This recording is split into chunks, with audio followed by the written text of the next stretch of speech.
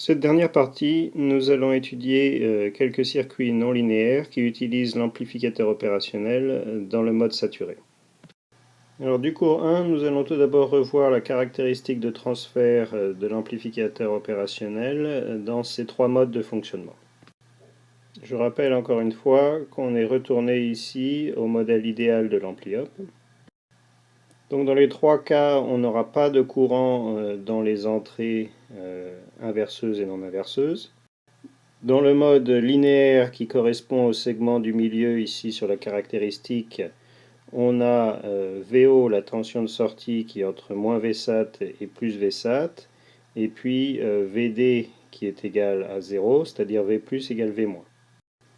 Si jamais V plus est supérieur à V moins, alors on rentre dans le mode ou dans la région de saturation qui correspond à la partie de droite ici de la caractéristique, et VO est égal à Vsat. Donc on a un modèle équivalent ici qui a VD positif et puis ici simplement une source constante à plus Vsat. Enfin, si V plus est inférieur à V moins, on est dans la région moins Sat qui correspond à la partie gauche sur la caractéristique, et VO est égal à moins Vsat. Et on a le modèle équivalent ici, où en sortie on a simplement une source à moins Vsat. Alors la fonction probablement la plus simple utilisant l'ampli-op en régime saturé est le comparateur ou détecteur de seuil, représenté ici sur ce schéma. Notez en particulier l'absence de rétroaction, c'est-à-dire de branches qui ramènent le signal dans l'entrée inverseuse. Pour ce circuit, il y a simplement une source de tension constante égale à ET branchée directement sur l'entrée inverseuse. Et le signal d'entrée Vin ici est branché sur l'entrée non inverseuse. Donc quand Vin est inférieur à ET, on a V plus inférieur à V moins. Et donc l'ampli-op opère dans la région moins Sat. On a VO est égal à moins Vsat. Quand Vin maintenant est supérieur à ET, on obtient VD supérieur à V-, et donc l'ampli-op opère dans la région plus Sat, et VO est égal à plus Vsat. Enfin, si on pouvait maintenir Vin est parfaitement égal à ET, alors a priori en sortie on pourrait avoir VO entre moins Vsat et plus Vsat. Et bien sûr, ce mode n'est pas observé en pratique, puisque VI ne peut pas rester parfaitement égal à ET. En conclusion, on obtient la caractéristique de transfert montrée ici pour notre quadripôle non linéaire. Et donc on voit bien que ce circuit sert à détecter si le signal d'entrée VIN devient supérieur à une tension donnée ET. Aussi, je voudrais mentionner ici que bien que vous puissiez utiliser un ampli-op pour implémenter cette fonction de comparateur, vous pouvez aussi trouver des circuits intégrés qui sont spécialisés pour l'implémentation de cette fonction. En particulier, la spécification la plus importante d'un comparateur est la vitesse à laquelle il est capable de passer de moins Sat à plus Sat ou vice-versa de plus Sat à moins Sat, qui est liée essentiellement à la vitesse de balayage qu'on avait introduit au cours précédent. Sur cette diapositive, je voudrais retourner à l'amplificateur non inverseur, montré ici, mais faire maintenant une analyse complète de ce circuit en prenant en compte les trois modes d'opération possibles de l'ampli-op.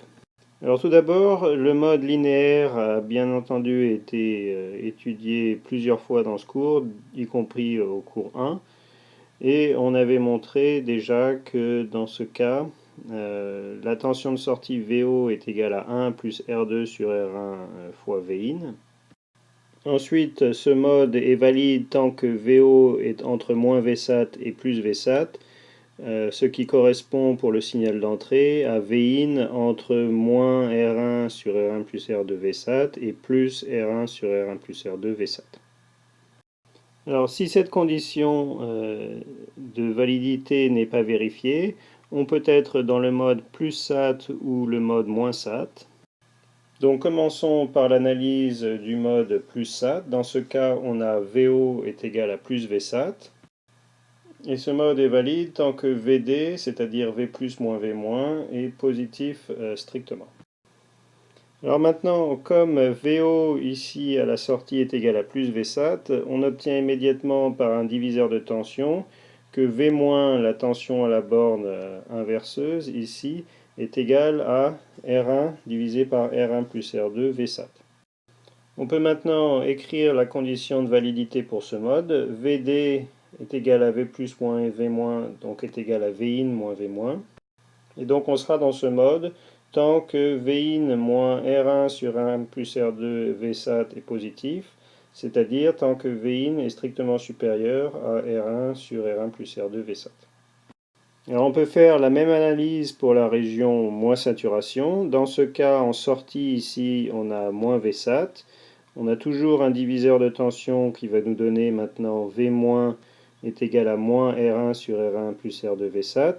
Et puis la condition de validité va nous dire que ce mode est valide tant que Vin est strictement inférieur à moins R1 sur R1 plus R2 Vsat. Alors notez qu'avec ces trois cas, on couvre toutes les valeurs possibles de Vin. Et j'ai tracé ici la caractéristique de transfert de notre quadripôle, ici, amplificateur non inverseur. Donc pour Vin strictement inférieur à moins R1 sur R1 plus R2 Vsat, on est dans cette partie ici, et VO est égal à moins Vsat. Pour Vin entre moins R1 sur R1 plus R2 Vsat et plus R1 sur R1 plus R2 Vsat, on a VO est égal à 1 plus R2 sur R1 fois Vin, et on est dans la partie où l'ampliop opère en mode linéaire. Enfin, pour Vin strictement supérieur à R1 sur R1 plus R2 Vsat, on est dans le mode plus Sat et VO est égal à plus Vsat. Alors notez quand même en passant que cette analyse qu'on vient de faire est purement statique. En pratique, l'ampliop va mettre un certain temps à passer d'un mode à l'autre. Donc en particulier, si en entrée je mettais une rampe pour Vin, en sortie je n'obtiendrai pas une cassure nette ici. Mais notre analyse nous permet d'obtenir une approximation linéaire par morceau de la caractéristique physique. Alors maintenant, regardons ce qui se passe avec nos amplificateurs inverseurs et non inverseurs, en supposant que dans le montage, au lieu de refermer la boucle de rétroaction sur l'entrée inverseuse, on la referme sur l'entrée non inverseuse. Donc, par exemple, ceci est comme le montage d'amplificateur inverseur, mais avec la rétroaction refermée sur l'entrée plus. Et ce montage est comme l'amplificateur non inverseur, mais avec la rétroaction revenant sur l'entrée, encore une fois, non inverseuse. J'avais mentionné au cours 1 que si on fait ça, ça ne permet pas de maintenir l'ampliop en mode linéaire. Toutefois, ces montages ont une utilité et sont souvent appelés bascules de Schmitt. Alors le premier avec le signal d'entrée Vin connecté essentiellement à l'entrée non inverseuse est appelé bascule non inverseuse et le second avec Vin connecté à l'entrée inverseuse est appelé bascule inverseuse. Ici j'ai tracé maintenant la caractéristique de la bascule non inverseuse et de la bascule inverseuse. Alors ces caractéristiques se lisent de la façon suivante. On va prendre l'exemple de la bascule non inverseuse ici. Alors pour Vin suffisamment grand, on va obtenir VO est égal à plus Vsat. Si je pars de cette grande valeur de Vin et que je me mets à diminuer Vin jusqu'à un certain seuil qui est dénoté ici moins Vsat fois R1 sur R2, alors à ce seuil, VO va basculer à moins Vsat, ce qui se lit par ces flèches ici. Et si je continue ensuite à diminuer Vin, VO va rester à moins Vsat. Si maintenant je pars de ces valeurs suffisamment négatives pour Vin et que je me mets à augmenter Vin, je vais parcourir cette région de la caractéristique. Donc ici, on a VO est égal à moins VSAT jusqu'à ce que Vin atteigne un certain seuil, dénoté ici VSAT fois R1 sur R2. Et à ce seuil, VO va basculer à nouveau à la valeur plus VSAT et va conserver la valeur plus VSAT tant que Vin reste supérieur à moins VSAT fois R1 sur R2. Donc ce circuit permet d'implémenter un verrou ou un latch qui va conserver sa valeur plus VSAT tant que Vin est au-dessus du seuil moins VSAT fois R1 sur R2. Et ensuite va conserver sa valeur moins VSAT tant que Vin reste en dessous du seuil VSAT fois R1 sur R2.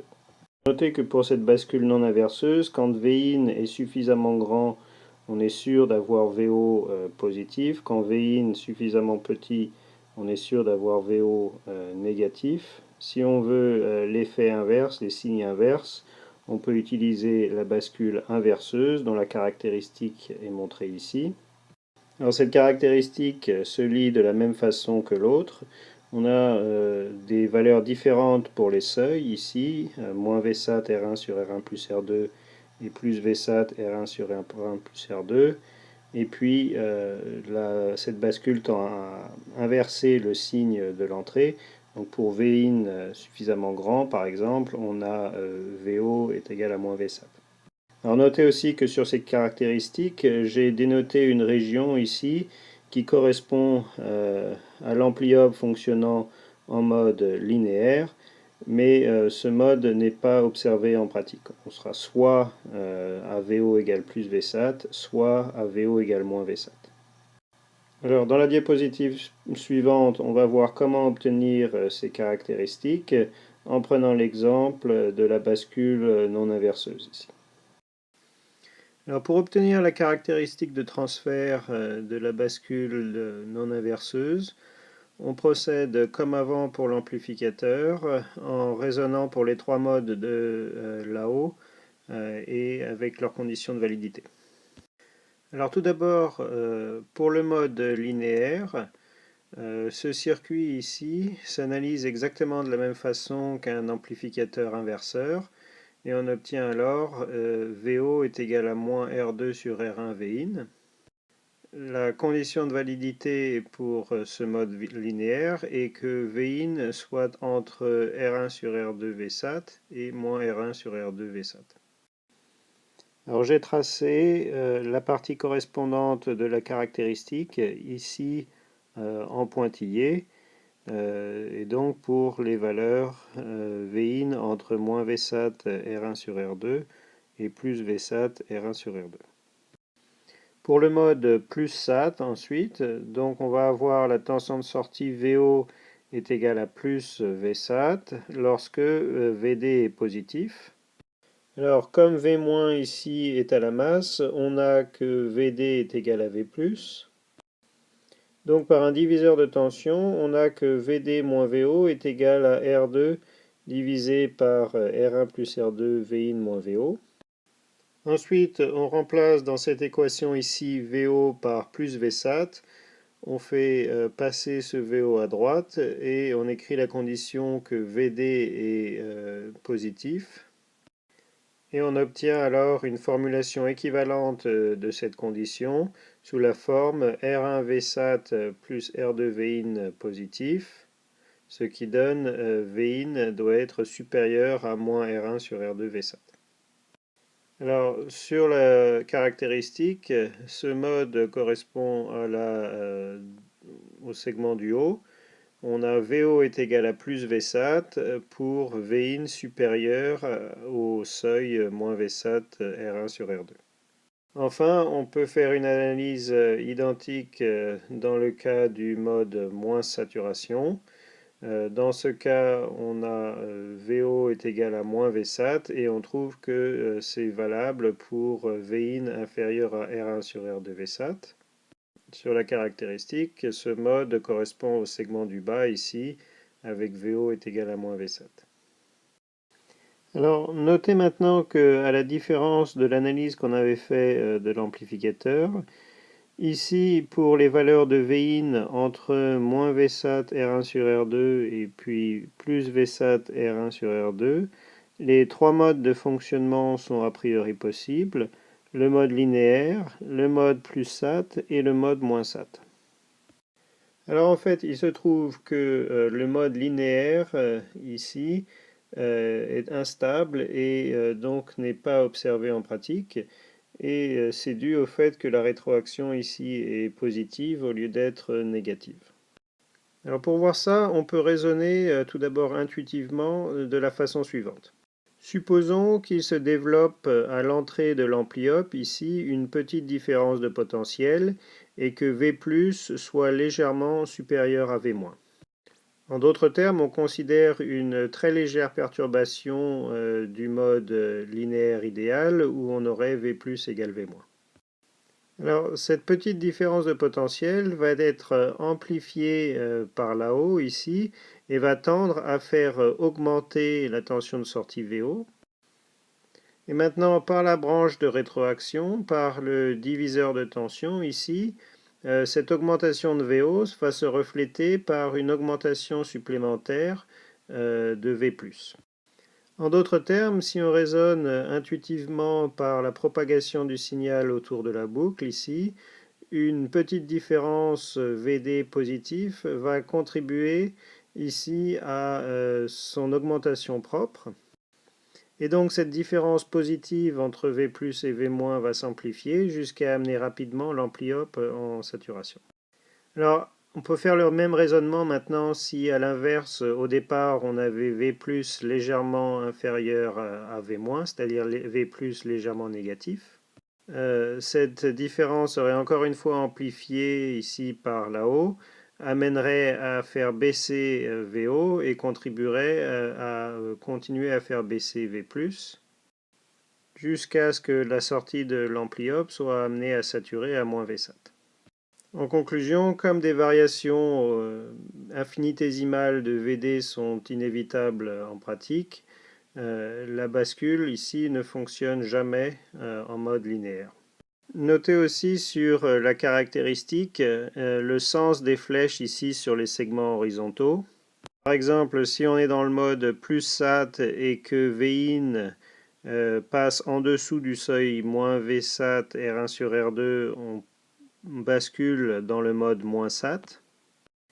Mais à ce point, le mode moins sat est stable, c'est-à-dire que je ne peux pas repasser dans le mode plus sat, à moins de faire augmenter Vin suffisamment pour atteindre le seuil Vsat R1 sur R2. En d'autres termes, on ne peut pas parcourir les segments verticaux ici dans le sens inverse des flèches. L'analyse de stabilité que j'ai fait de manière intuitive dans la diapositive précédente peut en fait se faire de manière algébrique.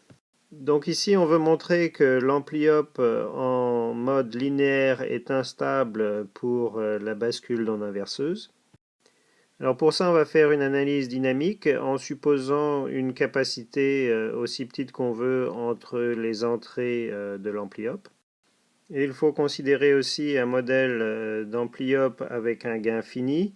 Donc VO est égal à A fois VD et VD est égal à V+ moins V- avec V- égale 0. Donc VO est égal à AV1. La deuxième équation ici est obtenue immédiatement en écrivant LKC à la borne plus de l'ampli-op. Alors après calcul, on obtient la fonction de transfert entre VI et VO ici. Alors cette fonction de transfert est de la forme moins R2 sur R1 multiplié par un second facteur ici 1 moins 1 sur A, 1 plus R2 sur R1 moins R2C sur A, S. Alors en pratique A est grand, donc ce premier terme ici au dénominateur est à peu près égal à 1. Et donc on obtient un dénominateur qui est à peu près égal à 1 moins R2C sur AS, ce qui veut dire qu'on a un pôle à la valeur approximative A divisé par R2C. Alors notez maintenant le signe plus sur ce pôle réel. Et en plus, ce pôle est placé très à droite du plan S, d'autant plus à droite que A est grand. Et donc en conclusion, on a un système très instable ici. Toute petite variation de VI va entraîner une variation grande et très rapide de VO jusqu'à ce que la sortie rentre en saturation à plus VSAT ou moins VSAT. En termes d'application, la bascule de Schmitt, en plus d'être utilisée comme bascule ou latch, permet aussi d'améliorer essentiellement les comparateurs. Donc, par rapport aux comparateurs qu'on avait étudiés au tout début de cette section, la bascule de Schmitt ici permet d'implémenter un comparateur à hystérésis. Et dans cette configuration, la largeur ici entre les seuils auxquels le signal bascule est faible. Alors pour comprendre cette utilisation, on regarde ici une bascule inverseuse et son effet sur un signal. Donc voilà le signal d'entrée VI ici. Le signal VO passe de plus VSAT à moins VSAT. Donc supposons qu'au départ VO est égal à plus VSAT et VI est positif. Alors ça veut dire que sur la caractéristique, on démarre à un point à peu près ici. Quand VI va dépasser le seuil VTH à ce point ici, eh bien la bascule va passer en sortie à moins VSAT et donc c'est ce qu'on observe ici. Ensuite, le signal d'entrée continue à évoluer. La bascule, elle, ne change d'état de moins VSAT à plus VSAT que lorsque le signal d'entrée VI ici, qui évolue sur ce segment, passe en dessous du seuil VTL, ce qu'on voit à ce point ici. Même chose ensuite, la bascule passera de plus VSAT à moins VSAT lorsque le signal d'entrée passe au-dessus de VTH. Alors, par rapport à un comparateur standard, une telle bascule permet de filtrer le bruit et les perturbations dans le signal d'entrée. Alors si par exemple on a un comparateur avec un seuil de 0 censé détecter les changements de signe dans VI, eh bien pour VI ici par exemple, le comparateur aurait changé d'état à chaque fois que VI change de signe. Mais pour un signal réel, pour VI près de 0, le moindre bruit va lui faire changer de signe et ce n'est pas typiquement ce qu'on cherche à détecter. Et donc en utilisant une bascule à la place du comparateur, avec les seuils ici centrés autour de 0, le changement d'état se fera non seulement quand il y a un changement de signe, mais aussi la bascule attendra que le signal VI soit sorti d'une certaine bande autour de 0. Alors pour terminer cette section, nous allons étudier deux derniers montages dits de résistance négative. Alors on a déjà vu en exercice en classe le fait que ce montage-ci, par exemple, quand l'ampli-op fonctionne en mode linéaire, implémente une résistance négative, ce qui correspond au segment rouge sur la caractéristique courant-tension du dipôle dont les terminaux sont à gauche ici. Et ce circuit peut aussi être considéré comme un quadripôle entre Vin et VO. Et donc j'ai tracé ici aussi la caractéristique de transfert entre cette entrée et cette sortie. Donc ce circuit fait essentiellement deux choses. Tout d'abord, vu comme dipôle avec ses terminaux ici à gauche, il permet de convertir les résistances positives R1, R2 et RF en une résistance négative dont la valeur peut être calculée et égale à moins R2 RF sur R1. D'autre part, comme quadripôle, entre Vin ici et VO, il a la caractéristique de transfert d'une bascule inverseuse. On verra au prochain cours qu'à l'aide de ce circuit, on peut réaliser facilement des oscillateurs ou des flip-flops simplement en rajoutant un condensateur. Alors le but de cette diapositive, c'est de dériver la caractéristique courant-tension de ce circuit, donc vu comme un dipôle. Bien sûr, comme pour les caractéristiques de transfert qu'on a calculées précédemment, il faut considérer trois cas. suivant que l'ampli-op fonctionne en mode linéaire plus SAT ou moins SAT. Alors en particulier pour les modes plus SAT et moins SAT, vous voyez que la tension de sortie ici est bien constante à plus VSAT ou à moins VSAT sur les circuits équivalents. Alors je vous demande donc de faire les calculs qui manquent pour exprimer le courant Iin en fonction de Vin et le résultat de ces calculs pour que vous puissiez vérifier est donné sur cette diapositive. Alors, le montage de résistance négative précédent, on l'appellera résistance négative de type S à cause de la forme de sa caractéristique courant-tension qui était comme ceci. Si j'inverse maintenant les entrées de l'ampli-op, j'obtiens ce circuit-ci qui est toujours une résistance négative. Par contre, sa caractéristique courant-tension est différente et à cause de sa forme, on l'appellera résistance négative de type N. La caractéristique de transfert de ce circuit est aussi différente et similaire à celle d'un amplificateur non inverseur. Alors à titre d'exercice, je vous demande ici de retrouver ces caractéristiques pour la résistance négative de type N.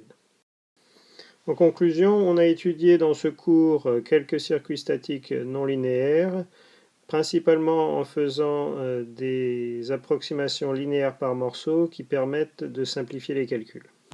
On a mentionné que pour ces circuits non linéaires, il n'existe pas d'outil d'analyse aussi puissant que la transformée de Laplace ou de Fourier.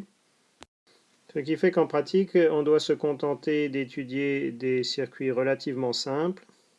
Et typiquement dans les analyses, on doit raisonner en considérant les différents modes possibles d'opération des composants. On a aussi étudié un certain nombre d'exemples de circuits non linéaires, mais je vous demande ici d'accorder une attention particulière aux résistances négatives et de retrouver leurs caractéristiques pour vous entraîner, car au prochain cours, on va les utiliser pour réaliser diverses fonctions.